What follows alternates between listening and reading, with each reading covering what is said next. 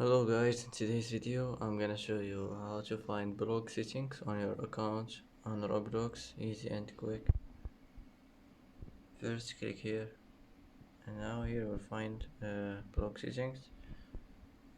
As you see here you can manage your blog settings as you want, and that's it.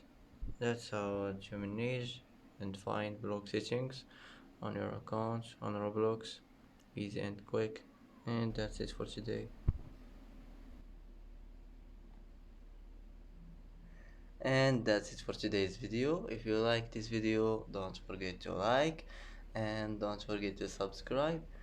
I hope this video is helpful for you, and thanks for watching until the end, and see you in the next video.